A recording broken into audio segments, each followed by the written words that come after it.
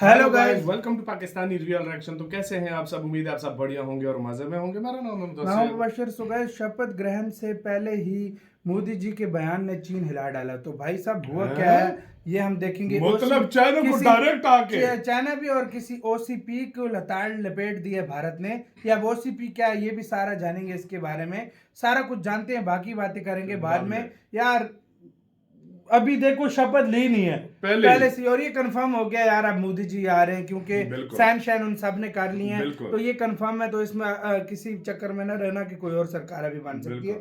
लेकिन चलो देखते हैं भाई, बाकी बातें करेंगे बाद में। हिंदी नॉलेज शो का गाइस वीडियो, इनकी वीडियो का लिंक मिल जाएगा डिस्क्रिप्शन में। प्लीज इनका चैनल लाजमी सब्सक्राइब कीजिएगा, बहुत कमाल का इनका कंटेंट है। काउंटडाउन करते हैं 3, 2, 1 एंड स्टार्ट। तो दोस्तों ये बात अब लगभग कंफर्म हो चुकी है कि प्राइम मिनिस्टर मोदी ही तीसरी बार प्रधानमंत्री पद की शपथ लेंगे और तीसरा कार्यकाल संभालेंगे। लेकिन उनके इस ऐलान के होते ही सबसे बड़ा अंतरराष्ट्रीय राजनीति का गेम शुरू हो चुका है और चीन में तो लिटरली भूचाल आ गया है, क्योंकि प्राइम मिनिस्टर मोदी ने जो पहला ही एक्शन लिया है वो इतना एग्रेसिव है चीन के खिलाफ, जिसे देखकर चीन और चीन के नागरिक जल भुन गए हैं। लिटरली चीन की कम्युनिस्ट पार्टी हो, चीन की सरकार हो या फिर चीन के आम नागरिक हो, हर कोई सोशल मीडिया पर भारत के खिलाफ और प्राइम मिनिस्टर मोदी के खिलाफ गुस्से का इजहार कर रहा है। लिटरली पूरा चीन ये कह रहा है कि प्राइम मिनिस्टर मोदी को ये बात नहीं कहनी चाहिए थी, इससे दोनों देशों के संबंध हद से ज्यादा बिगड़ सकते हैं। ऐसे में प्राइम मिनिस्टर मोदी संभल कर बोले। ये बात मैं नहीं कह रहा हूं, आप खुद देख लीजिए, रिपोर्ट निकलकर सामने आई है। इसके तहत पूरा मामला कुछ इस प्रकार से है कि कल देर शाम ताइवान के जो राष्ट्रपति हैं लाई चैंग, इन्होंने भारतीय प्रधानमंत्री नरेंद्र मोदी को तीसरी बार प्रधानमंत्री बनने की बधाई पहले ही दे डाली और कहा कि एनडीए की जीत की आपको बहुत बहुत शुभकामनाएं और हम चाहते हैं कि आप तीसरी बार सत्ता में आए तो ताइवान के साथ संबंधों को सुधारें। लेकिन इसके बाद प्राइम मिनिस्टर मोदी ने वो किया जो अब तक कोई नहीं कर पाया था। दरअसल प्राइम मिनिस्टर मोदी ने ताइवान के राष्ट्रपति के इस ट्वीट को ना सिर्फ रिट्वीट किया बल्कि ऊपर लिखा कि धन्यवाद आपके गर्मजोशी से भरे मैसेज के लिए, और अब हम दोनों देशों के संबंधों को ना सिर्फ मजबूत करेंगे बल्कि दोनों देशों की आर्थिक और टेक्नोलॉजी के लेवल पर जो पार्टनरशिप हो रही है, खास करके सेमीकंडक्टर को लेकर, उसे हम इतना ज्यादा स्ट्रॉन्ग करेंगे जो अब से पहले कभी नहीं हुई थी, और हम इन संबंधों को नई ऐतिहासिक ऊंचाइयों तक ले जाएंगे। अब ये ट्वीट आना था कि पूरा चीन, चाहे वो कम्युनिस्ट पार्टी हो, वहां की जनता हो, वहां की सरकार हो, वहां की मीडिया हो, सब जल भुन गए हैं, क्योंकि लिटरली प्राइम मिनिस्टर मोदी ने ताइवान के राष्ट्रपति लाई चिंग को ना सिर्फ रिकॉग्नाइज किया है बल्कि यह भी कह दिया है कि हम ताइवान के साथ संबंधों को मजबूत करेंगे और दोनों देशों की जो पार्टनरशिप है वो रणनीतिक है। ऐसा नहीं है कि हम फलाने देश को कह दें कि जी हम आपके संबंधों को मजबूत करेंगे, वो तो अलग बात हो गई।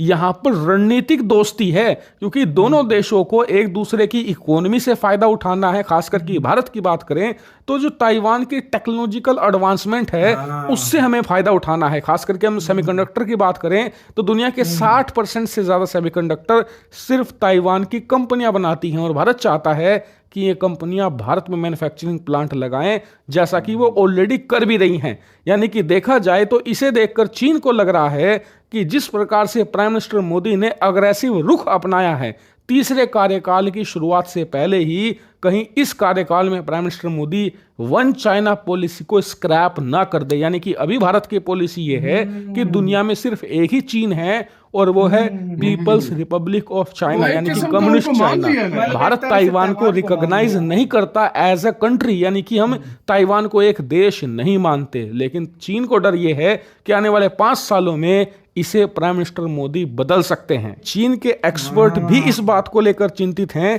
क्योंकि उन्हें लगता है कि प्राइम मिनिस्टर मोदी इस वक्त कमजोर हुए हैं। पिछले 10 सालों के मुकाबले उनकी कम सीटें आई हैं।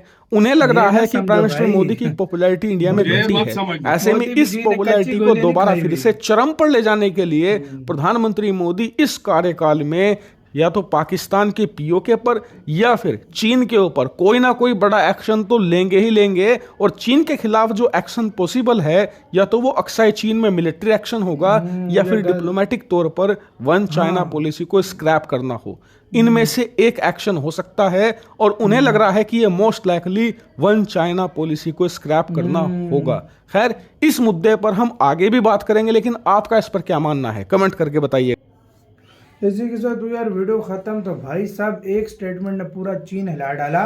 गोबर टाइम से लेकर हर कोई टाइम आके भाई सारे जाकर मतलब चीन की फट के हाथ में आ गई है एक स्टेटमेंट के ऊपर भाई। और यार ये मुझे आइंदा आने वाले टाइम में कुछ लग भी रहा है कि इंडिया कुछ ना कुछ जरूर करेगा, क्योंकि अगर चाइना को पहले सुधरने का चांस दे रहे हैं। बिल्कुल, अगर चाइना सुधर नहीं तो मुझे जितना लग रहा है भाई मतलब उसने ट्वीट किया तो भाई ट्वीट के जवाब में जैसे ही मोदी जी ने मतलब अपना बयान भेजा है ना, मतलब ऐसा थैंक्स बोला, लेकिन उसके अंदर एक तरह से मतलब मैसेज भी दे दिया और एक तरह से देश अलग मान लिया कि आपके देश के साथ पार्टनरशिप करेंगे। तो मतलब वो वन चाइना पॉलिसी जो चीन चीखता रहता है उसका भाई उल्लंघन हो गया उधर सीधा भाई। तभी तो वो तिलमिला उठे कि भाई ये अचानक से एकदम से चीन तिलमिला उठा है, चीखे मार रहा है इस टाइम चीन के। भाई ये मोदी जी ने कर क्या दिया, अभी तो शुरुआत है, अभी तो शपथ भी दिली।